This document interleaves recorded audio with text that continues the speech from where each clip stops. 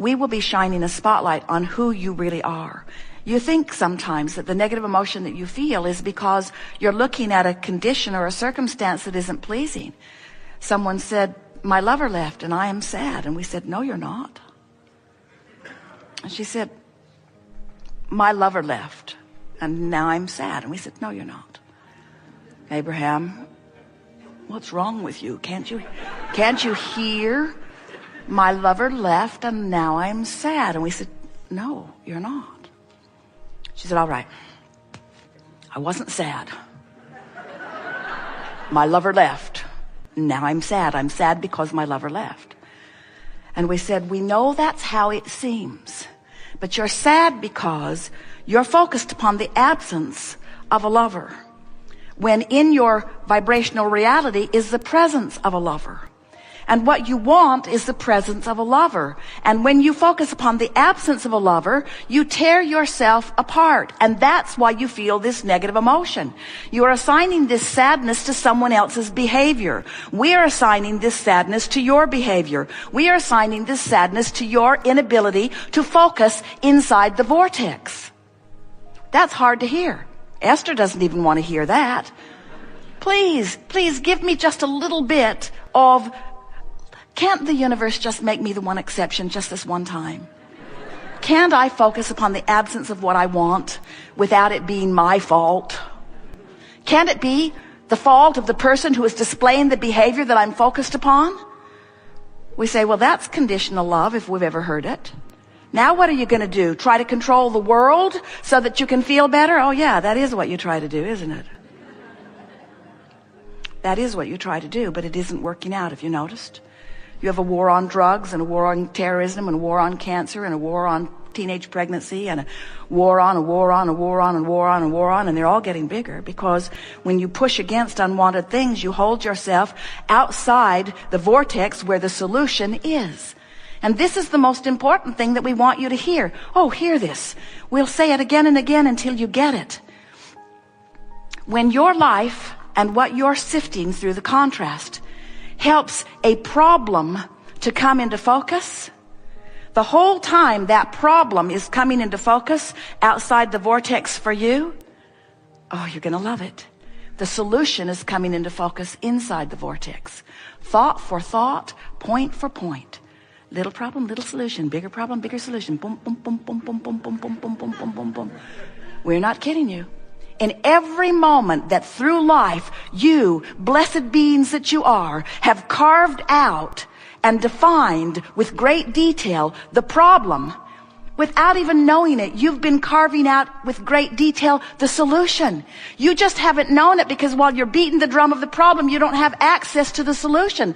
But it doesn't mean it isn't there, and it doesn't mean we don't have access to it, and it doesn't mean you can't too if you'll come over here where we are. Don't you like that? So, the other day something's going on. Esther's feeling uncomfortable about it. She said, hey, the good news is we're creating something really wonderful over there where we can't see it. But it's good to know. Isn't it good to know? If we can convince you in this short time that we're together today about the existence of this vibrational reality, if you leave here accepting the reality of this vibrational reality, and then we're able to show you how you can focus yourself there regardless of what's going on over here in your reality, you will find relief immediately. A woman said, I cannot pay my mortgage and I don't know what to do. And we wanted to bring her into the vortex. We wanted her to think hopeful thoughts. She was really stubborn. She didn't want to really do that. She wanted to face reality. But once we were able to convince her that she can't, in this moment, while we're having a conversation with her, she can't produce out of thin air the money to pay her mortgage. It had gone far out of whack. She was not going to manifest those dollars that day, in that moment, in the hour that we spent in conversation. She was not going to manifest those dollars. So she could not change reality. And if her emotion depended upon her reality changing, then she was in for a long, hard winter. But if we could convince her that her emotions don't have to be dependent upon what manifests in this moment, when we were able to convince her that she could go into the vortex where relief is now. She can find relief now. She can't find the money this red hot minute, but she can find relief now this red hot minute. She can find relief. She can go to the vortex. She can find relief. And once we were able to suck her in with our very clever law-based knowledge, in her absence of resistance, the money came that week.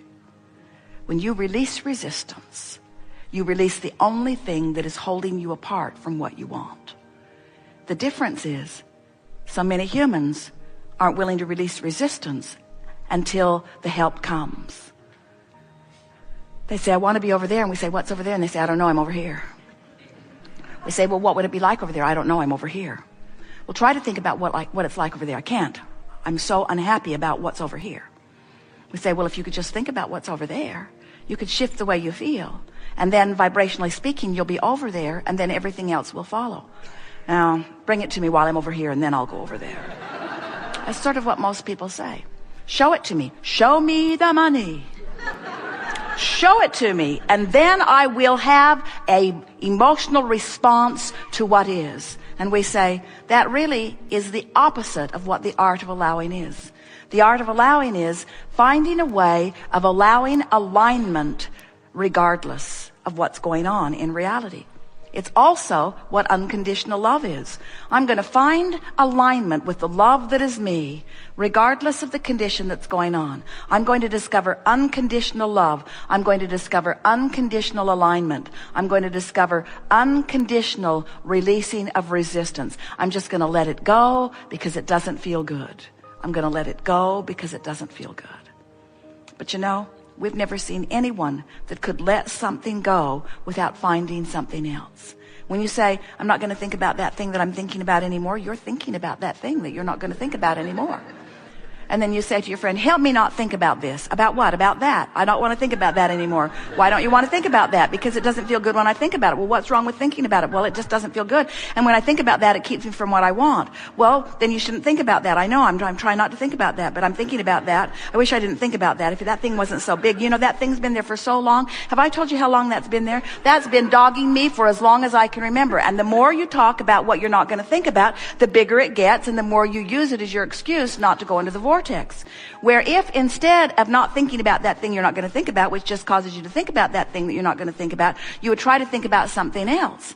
So then you say, okay, then I'll think about that. But that, way over there, is too far vibrationally apart. In other words, you've trained yourself over here. This is what's easy to think about because this is what's active in your vibration.